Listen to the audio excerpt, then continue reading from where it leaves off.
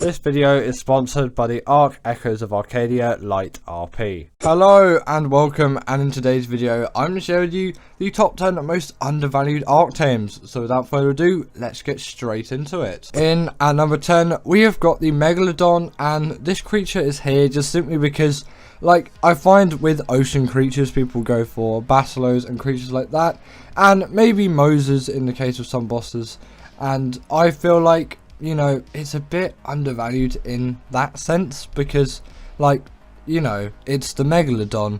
You would think that people would be taming this tons and tons, and they'd just be taming these things all over the place, but actually from experience people don't really tame these things that much, and I think that's a little bit of an undervaluement, if you will, because, you know, these creatures are actually pretty decent and they deal the bleed ability, and yeah, maybe they're not as strong as something like a Mosa.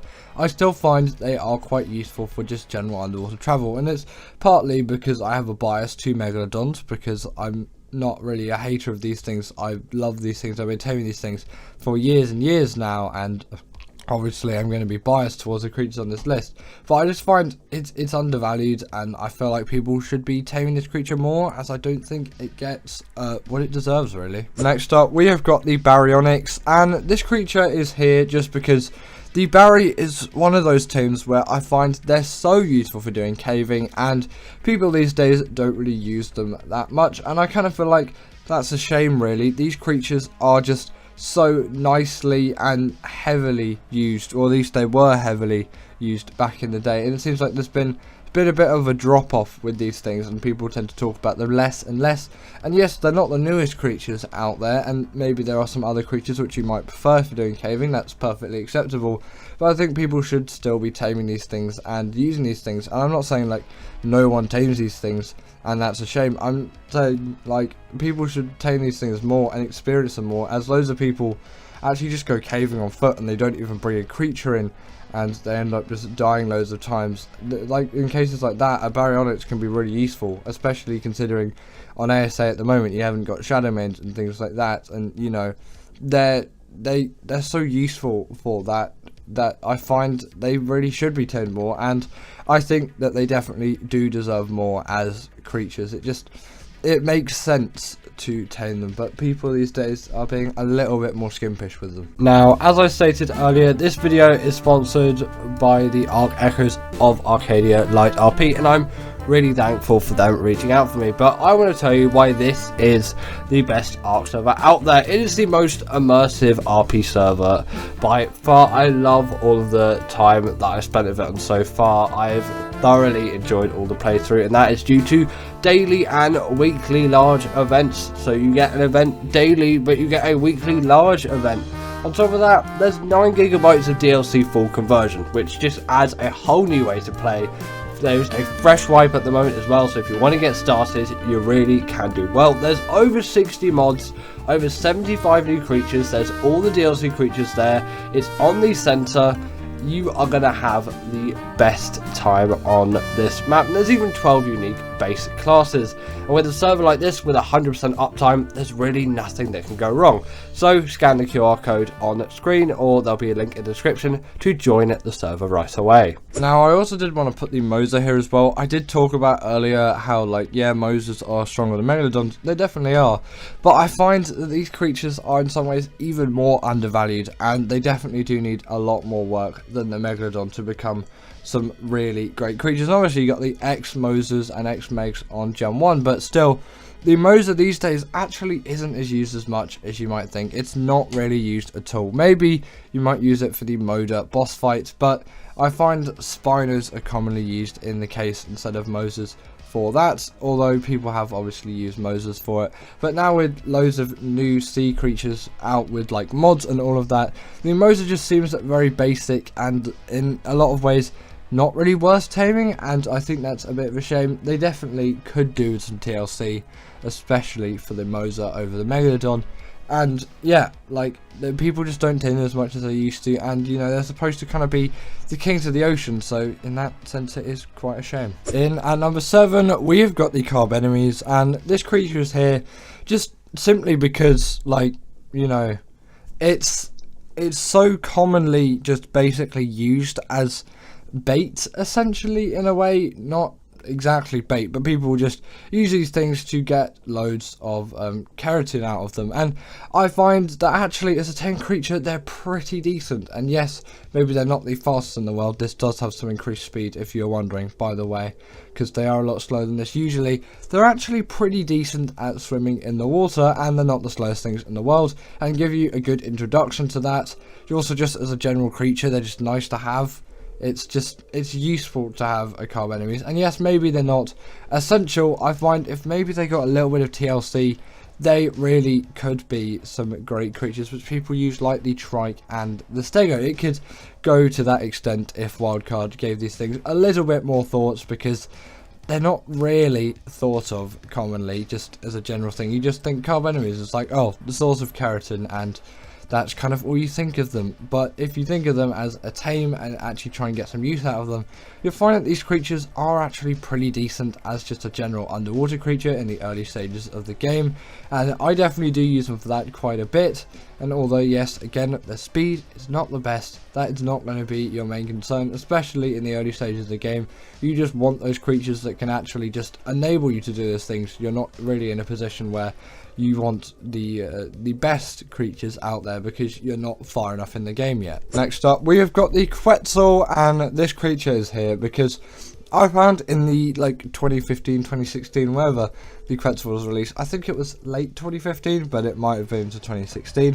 Again, not too sure on that, but either way, in those early stages of Ark, when the Quetzel came out, it was really just used so widely. It was such a cool creature, and although very difficult to tame, with that platform saddle on it, it really did make all the difference. And when the flyer speed leveling and all of that got nerfed, there was just a massive decline in Quetzels, as you know, they're not the fastest out there, and also there were just some other creatures came out that people might like to use more, and that's kind of where the Quetzels had a bit of a downfall. And nowadays the Quetzel isn't tamed all too much, at least not as much as I think it should. And yes, I definitely could say this creature could use some TLC just to buff it up a little bit, but also I kind of just prefer Ark with flyer speed leveling. I also do want to know your opinions. Are you pro flyer speed leveling, or are you against flyer speed leveling? Because I'm definitely very much for it. In at number 5, we've got the Caro, and I put this creature here as just people seem to dismiss the Caro for something like an aloe, and although yes, that is objectively a better creature, I find that the Caro can be just extremely useful as quite an early on carnivore. You don't even need that saddle yet, and if you're on ASA, saddles are very easy to come by in drops, and also you can just kill an adult one, and then if it has a baby one attached to it, it's just such an easy, simple way of taming a Caro. Or you can just tame one the traditional way. It's really not that difficult whatsoever, and once you have one, they are a carnivore that can deal loads of bleed damage and just generally have quite a nice amount of mobility and quite a nice size as well. You can be pretty stealthy on a Caro, and although yes, maybe their footsteps are a bit louder than you might expect, you can be reasonably well hidden with a Caro, which maybe something like an aloe or something larger than that, you would struggle a little bit, because you know, Rexes kind of stick out a lot more than a Caro. Caros just, they're a little bit more reserved, and I like them for that. They're a good bridge between something like a raptor and an aloe. It's just, they're such useful creatures, I find, and I use them tons and tons all over the place. And I find people really discount these creatures for creatures like aloes, like I've said before, and I kind of find that's a shame, because I think these really do stand by themselves for being really great creatures. And obviously because of that, I'm going to put them on this list, because I find that they definitely are undervalued creatures, and I wish that people paid them a little bit more respect, as I think it is definitely well deserved. In at number 4, we've got the UT, and the UT isn't here just because people don't really use it. I find it's undervalued for its versatility, because people just use these things in boss fights for that one case where you buff your creatures, and that's it. People won't use them for other things, and I find that is a huge waste of a creature like this, as they're capable of dealing tons of damage, and you can even just use them to fight bosses with, although that's not my preferred use. They're just really great carnivores that can traverse maps just quite easily compared to something like the Rex, and obviously they're kind of better than aloe in some ways and all of that, and obviously then you can debuff creatures. They just work really well as creatures to travel around the map with, and you can even do meta runs and things like that. And I know that seems a little bit far-fetched for some people, but I find they are just really great creatures for that. And obviously the RG is going to be better for meta runs because it's a flying creature. Still, you could do quite a lot with something like a UT apart from just use it for fighting bosses. And I want to know, what do you use the UT for apart from in bosses? Because I'm not too sure if there's many people out there that use the UT for many other things apart from that, and that's why I think it's undervalued. I don't think it's undervalued as in people don't use this creature or care about this creature, because they do, but it's undervalued for its versatility. In at number 3, we have got the Gasbags, and this creature is here just because I find it can just be a really useful Ark creature in general, and people don't really use it. And yes, there is a bit of a learning curve, and by the time I recorded this b-roll, I really wasn't great at flying this thing, but now I'm quite a significant amount better. I'm not going to say I'm a god at flying this thing, but I can actually get it to kind of move where I like. So I do excuse in advance my quite terrible Gasbag flying, because yeah, I really did not do a great job with this b-roll. I have to re-record it at some point and, you know, get it all looking like I can't, that I can fly the Gasbag instead of I can't. But either way, these creatures insanely useful just as a general tank as well. If you puff them up, there's a lot of damage reduction, and obviously great for doing meta runs and things like that, because they've got tons of weight, and you don't even need a saddle to ride one. But if you do chuck the saddle on, obviously you get extra armor and another player can join you. So it's actually quite useful if you have friends in the Ark world, and you know, you might want to bring them along with you for a meta run. And I know these are all quite basic uses for the Gasbags. I find people don't really use them as much, and I know the Maywing is like that go-to traveling mount, and you can just do a lot with the Maywing. I find maybe give the Gasbags a go if you have access to the Gasbags, because I find they're a little bit undervalued as a creature, and I find people can do a lot with Gasbags. It's just they don't really end up doing anything with them, and I find that's quite a shame really. I wish people did actually use these things a lot more, because they just work so well in so many situations, especially for turret soaking and metal runs, to just name the main two that they use for. So yes, Gasbags, really undervalued creature in my opinion, and I hope that more people use this creature going into the future. In at number 2, we have got the Crystal Wyvern, and this creature is simply here because I find compared to the normal Wyverns, these are extremely undervalued, and people have been saying that the Ember Crystal Wyvern is really a highlight for them. For me, it's the Blood Crystal Wyvern. Obviously, this I'm pretty sure is neither. It's just a Tropical Crystal Wyvern.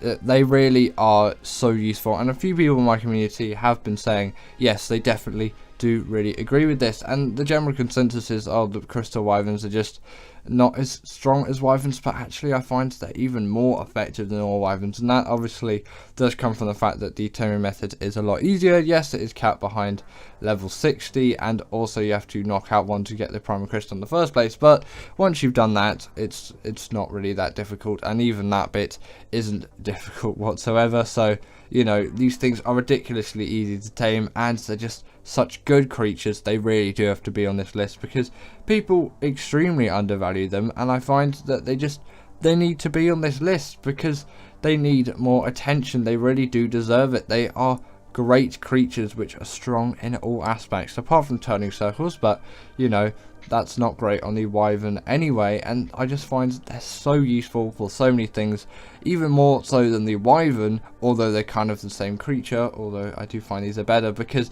they're just easier to tame, and there's a lot less of a lengthy process you have to go through to get them. I really do find they're extremely effective, and I wish people use these creatures more. And in at number 1, we've got the Blood Stalker, and this creature is here because I find, yes, people do use it for traveling and all of that.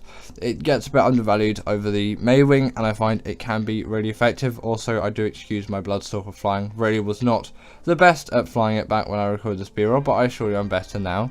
And obviously I'm going to have to re-record those Gasbags and Bloodstalker b-rolls. I will add it onto my list of stuff to do, but also I find that these are the best ocean creature out there.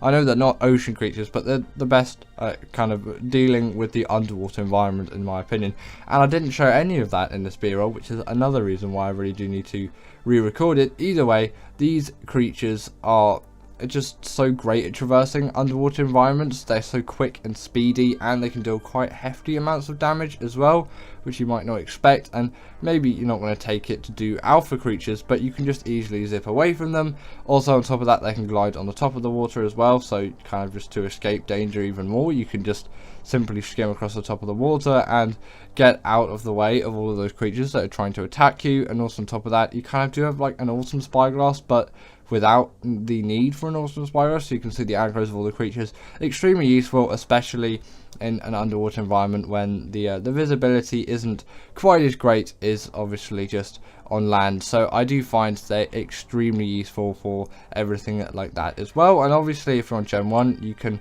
warrant loads and loads of use out of these things. They're kind of like rock drakes in that sense. They are like a creature which you essentially really have to use for that purpose. So yes, in my opinion, the Bloodstalker is the most undervalued creature for what I think it could do. I just find people don't use it for that, and that's why I put it in at number 1. But anyway, that is the end of today's video, and I really hope that you all enjoyed. As always, comment down below what is the most undervalued art creature to you if you didn't agree with this. Also make sure to put your 10 in the comments down below, and I will see you all later.